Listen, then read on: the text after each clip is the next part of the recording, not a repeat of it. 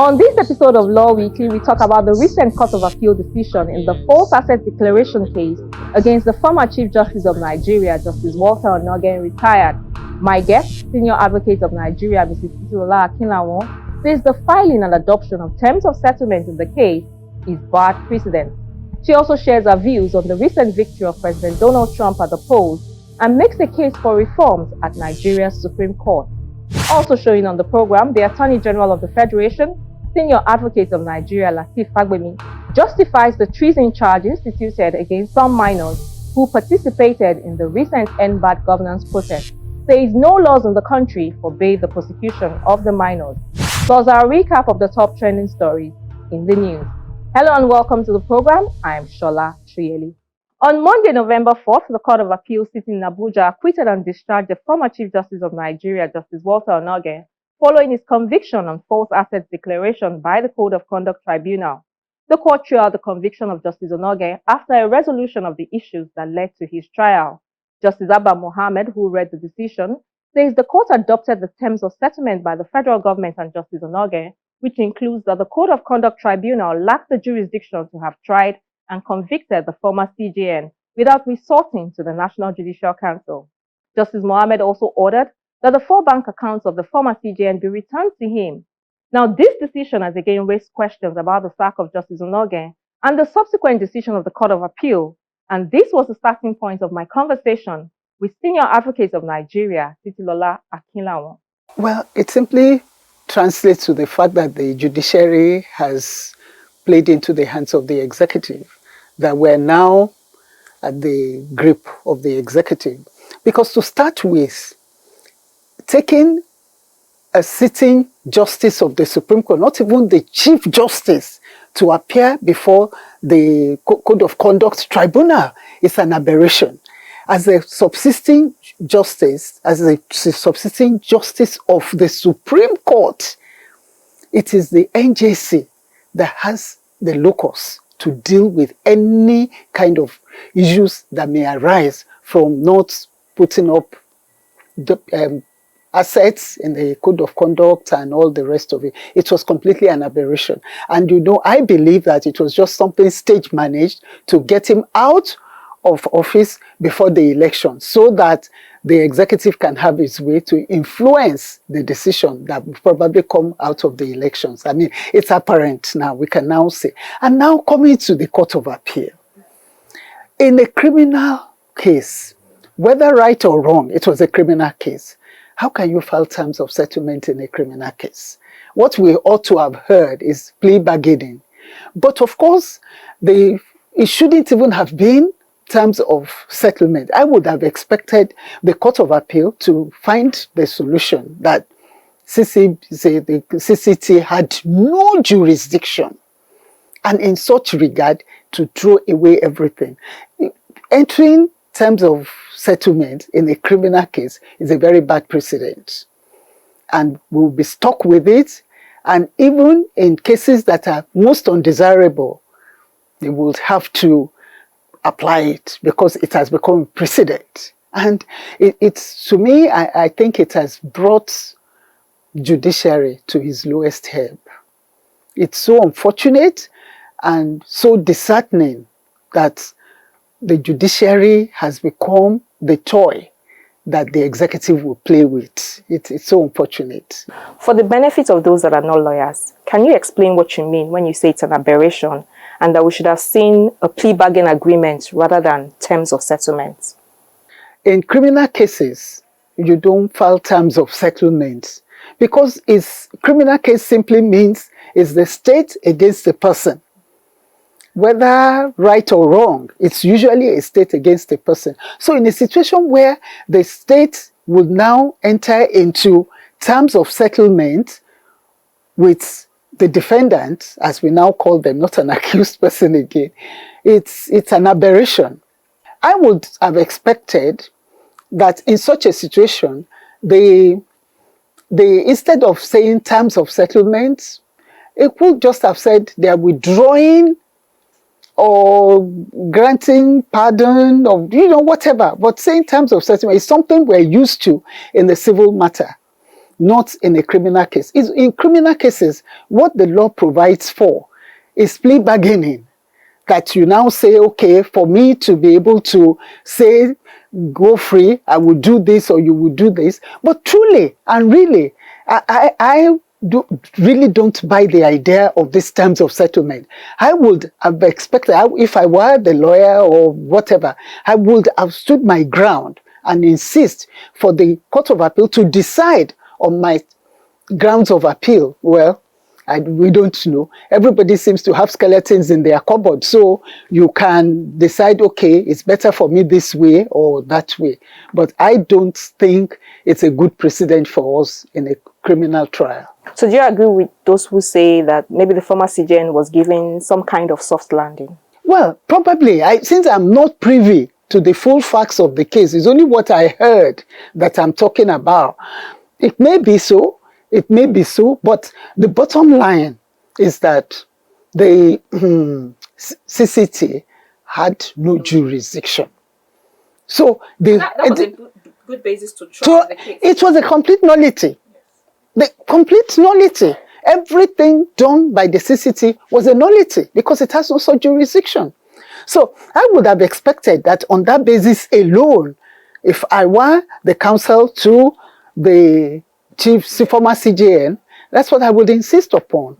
Like you rightly said, this judgment has again highlighted the need for judicial independence. A lot of people are wondering about the hold of the executive on the judiciary and how this could have been allowed to happen in the first place. What do you think have been done to ensure that this does not repeat itself? That was why I said, well, the bar and the bench must work in concert to rise up to this occasion to challenge the hold of the executive on the judiciary. You should say the federalism that we operate is really not a federalism. That's one of the problems because everything is centered in Abuja.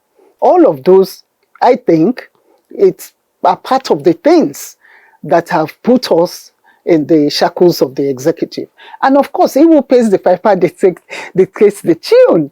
They have the resources, the judiciary, as it appears to me, is not being treated as an independent arm of governance in Nigeria.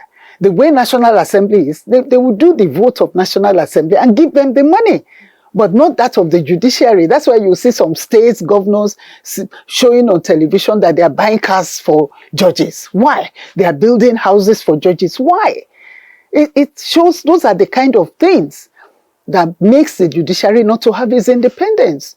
Where I think it's something the legal profession as a whole should deal with in Nigeria. We have to find a way to assert our independence so that we can be able to do things. But even in the days of old, even during the military era, the judiciary was independent because they were peopled by men of honor and integrity. But these days, who has integrity in Nigeria? There's a lot of distrust of our judiciaries. Like you've rightly said, the judiciary is at its lowest ebb. I hear what you say about the need for a collaboration between the bench and the bar.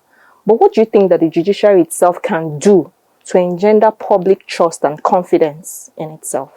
It's for them to do right, always. You don't have to dance to the tune of the other arms of government. It's not only the executive, even the legislature. When they go before the legislature to defend their budgets, they are under a pressure. You understand? Those are the kind of things. You have to stand up and assert yourself. You know, I remember those wonderful good old days when the Oputas and the Eshors of this world will stand up and tell the military governor that, no, we're not going to do it. This is what the law says, and that's what you must do. But they didn't rubbish the judiciary. But these days, because even the method of appointment of judges is by the politicians, so they cannot but dance to the tune. That's why I said, he who pays the piper dictates the tune. So it's the judiciary that must make up its mind that, look, we've had enough. This is now the time for us to step up our game and do what is right. And it's all a matter of who you are as an individual. Let's move on now to another issue that was in the news, and I'm talking about the recent arraignment of some minors by the police, those minors that were allegedly involved in the End Bad Governance protest. It raises questions about the prosecutorial powers of the police and law enforcement agencies. Do you agree with those who say that perhaps it's time to limit the police to investigative roles while the Ministry of Justice and the Attorney General prosecutes at the federal and state levels? We have to be practical. How many cases will the Attorney General be able to handle? Let's look at Lagos. How many magistrate courts do we have? Maybe we have like 70 magistrate courts, and every day they sit, and every day there are criminal cases. So what can the Directorate of Public Prosecution, what can they do? We have to be practical. What I think is just for us to be able to enforce the fact that it's only lawyers and the police that must be able to prosecute. Not just any officer of the Nigerian police. But we will not be able to cope if we now say the police should no longer prosecute. Yes, they will investigate. But you see, the problem, I think, goes beyond the issue of police prosecuting. Is a problem of the society. We have so many unemployed youths. Hey, we are sitting on a keg of gunpowder. You know, I tell you, truthfully, I'm always very scared when I see a group of them together, because anything can happen. Anything can happen. We have to, it's something I believe every one of us, not only the government, it's not just the government, the NGOs, all the religious bodies and everybody should look into this. How can we ameliorate their problems? Because we don't do it, we're moving very close to it. Let me put in this question about the outcome of the US presidential elections. Bearing in mind the 4 years that President Trump spent as the 45th president of the US, what do you think will be the implications of a Trump presidency for Nigeria and Nigerians? I reckon that his decision is make America great again. That's what I'm told the MAGA means. And the best way for him to make America great is to deal with immigrants, that the immigrants must leave. So where will that leave the Nigerians in the diaspora? They have done very well for themselves. They are the most educated immigrants in America and all the rest of it. So I try to imagine that it's not going to be an easy task for them, even for those that have done very well for themselves. And they're going to be marginalized. They're going to be oppressed, and I feel sorry for them. Well, maybe the Japa syndrome now, a lot of them will Japa back to Nigeria because it's not going to be easy. And the police, we can see the cruelty of the police during the time of President Trump. Now coming back again is going to fuel the power that the police wielded that time against blacks. So I don't know. I just pray that it will not destroy the institutions in America. But for the strong institutions that America had during the January 6th horrible incident, going to the Congress and trying to kill them, and it would have been a disaster. Let's round off where we started, talking about the Nigerian judiciary. Your classmate, Justice Kudirat Kekereekun, is the substantive CJN now. In terms of reforms, what are the things that you think she can quickly do? One or two things that can give us the kind of judiciary that we all desire. The first thing I would suggest to her to do is the court, her own court itself, the Supreme Court, because the backlog of cases are alarming. Things should be put in place to stop the trend of frivolous appeals coming to the Supreme Court. I would want to see a situation where bills will be taken to the National Assembly to amend the Constitution that particular cases should not get to the Supreme Court. Like land cases. Why should land cases be going to the Supreme Court? Why can't the states? I imagine a case from Ekpe. Why should I go and be talking traditional title or traditional history relating to land from Ekpe in Abuja? Why can't we find a way to stop it here? I've always advocated that the the states should have their own hierarchy of courts. There are certain cases that must stop in the state. It's only issues that pertains to the federal government or constitution or something that should go to the Supreme Court. That's why they're so overworked. The docket is so full, so much so that today, if your appeal enters the Supreme Court today at the trend that they're going, it will take about 15, 17 years before it's taken. I have a 2009 case that is still pending. And no date has been given. None at all. There's 2024. So you can imagine. 15 years. 50. That's what I mean by if your appeal enters the Supreme Court today. So that I would think that's the first thing that should be done. All such appeals should be curtailed. And the other thing is this streamlining the conditions for obtaining silk.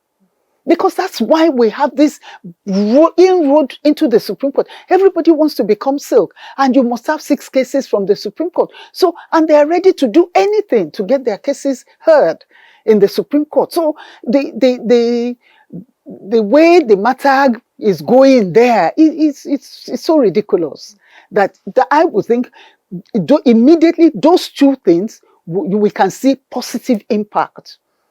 Apart from the discipline of judges. Oh, we need to do that. And lawyers too. Lawyers that will take frivolous cases to court should face the disciplinary committee of the bar. You have to. And judges should face the disciplinary committee of the Judicial Service Commission. You have to do things like that. People must be made scapegoats before we can get things right. If there's no way we discipline people, everybody has a godfather, everybody has a godmother somewhere, and nobody is doing something, oh, please, can you help? We have to do away with all of those things. Those are the kind of things that would infuse confidence. Like judges that are giving decisions that everybody knows that it's standing the law upside down. You know, those kind of judges, what more do we need? They should go face the panel and explain.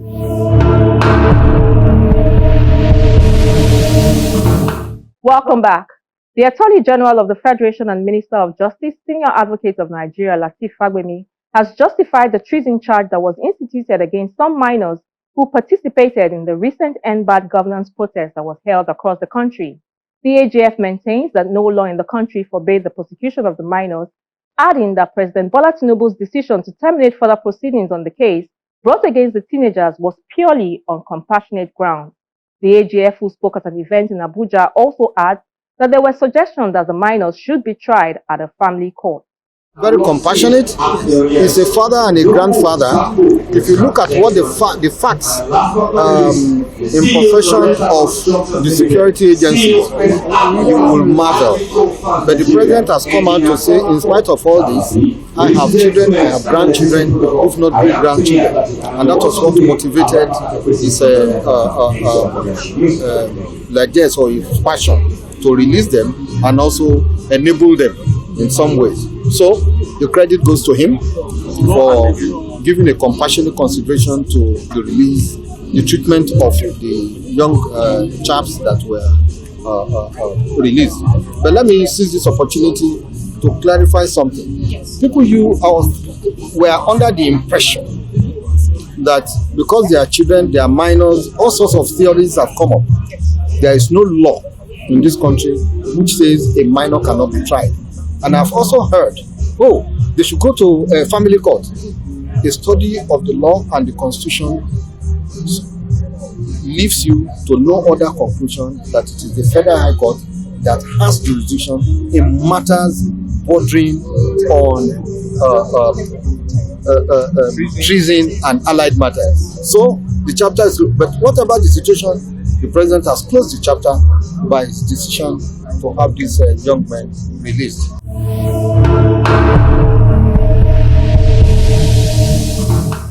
In other news, the National Human Rights Commission's Special Investigative Panel on Human Rights Violation in Counter-Insurgency Operations in Northeast Nigeria has exonerated the Nigerian military of alleged human rights violations in the Northeast. The 7-member panel, chaired by a former Supreme Court Judge, Justice Abdul Aboki, investigated the allegations of human rights violations in the Northeast, including the violations labeled against the Nigerian military by the Reuters news agency. May His justice soul rest in peace. The panel was inaugurated in February 2023 by the National Human Rights Commission to look into allegations of human rights abuse against the military in the Northeast by Reuters, which includes forced abortions on women, torture, extrajudicial killings, among others. In its report, the panel described the allegations against the military as false. The panel made its findings meticulously on each of the issues. And time will not permit us to go through them one after the other. But just for you to understand, I've already spoken about the abortion assault. For the abortion assault, the panel did not find evidence that the Nigerian Armed Forces committed a systematic, secret, or policy-driven abortion in the Northeast to the tune of 10,000 abortions. The chairman of the panel, Justice Abdul Abuki, retired, spoke about how the independent investigation of the panel worked without any form of interference from the commission or any other government agency in the country. It is to the credit of the panel members, the Secretariat, the National Human Rights Commission, and the supporting partners that today I can proudly assert that an extensive and thorough investigation based on justice and fairness has been achieved. Receiving the report, the Executive Secretary of the Commission highlights the need for transparency in security operations in the country, as well as the need to protect citizens from impunity. The NHRC is committed to ensuring that citizens of our Bisari community identified in this report receive compensation, and will continue to work with the military and Office of Attorney General of the Federation and that of Borno State to ensure that justice is served. Never again shall these kind of atrocities go unaddressed. Now that investigations are concluded and reports submitted, the next stage is implementation strategies across board to ensure such incidences never rear its head.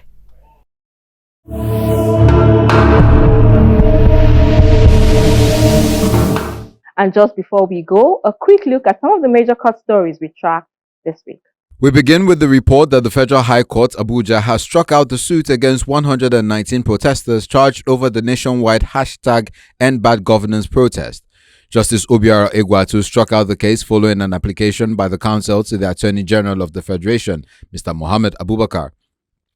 Mr. Abubakar had appealed to take over and discontinue the suit in accordance with Section 174 of the Constitution. This move came just hours before President Bola Tinubu directed the AGF and law enforcement agencies to release all the minors detained over the protest. Counsel to the 1st to 50th defendants, Mr. Femi Falana, did not oppose the application. Mr. Falana says that it was in accordance with the letter and spirit of the Administration of Criminal Justice Act as well as several provisions of the Child Rights Act, stating that the AGF has the power to take over the case by any stage and exercise his discretion to discontinue the suit. The trial judge, Justice Obiora Egwatu, subsequently struck out the case. 19 people were also charged in Borno State, including minors. Again, we are calling on the government to discontinue all cases pending in different states with respect to the August protest. The Minister of Humanitarian Affairs and Poverty Alleviation has a mandate from President Tinubu to cater for the welfare of the minors. Before we return them, we want to do also due process of ensuring that they are medically fit. So we take them for safekeeping in the facility and make sure they're medically checked. And where we need to make additional treatment, we take care of them so that psychological they're also tested, and we ensure that they're safely and well treated and taken care of and giving a human face to what happened. The release of the minors puts to rest the case against them as they reunite with their families after being in detention for about 2 months. While the case against the protesters in Abuja has been struck out, it's a different scenario in Borno. 18 alleged protesters, including minors and youths, were conveyed in police vehicles amidst tight security to the Borno State High Court in Maiduguri, the state's capital. The suspected protesters were divided into 2 groups, the protesters groups and those flying the Russian flag. They were arraigned on a 2-count charge each. The prosecuting counsel told the court that the protesters created the WhatsApp group to plan the protest using dangerous weapons and display of Russian flag and disturbance of public peace. The suspects pleaded not guilty to all charges. Justice Aisha Ali has adjourned the case to November 18 for further hearing. She also ordered the detention of the minors at the juvenile section of the correctional center, while the others are to be kept in the prison. The defense counsel has however called for a speedy hearing of the case. The suspects were detained for over 100 days and some of their parents lament the detention. The suspects were conveyed with police and correctional service vehicles to the Maximum Correctional Center, Maiduguri, the state's capital. Back at the Federal High Court, Justice Obiora Egwatu during the week issued an arrest warrant against the managing director of Dana Air over alleged refusal to appear in court to stand trial. In his ruling, Justice Egwatu held that the arrest is necessary following his refusal to appear after he was served with the charge and after several proceedings in the matter. The judge held that in line with Section 184 of the Administration of Criminal Justice Act 2015, the courts can issue an arrest warrant against any defendant who refused to appear in court. He subsequently adjourned the matter to January 13, 2025 for hearing.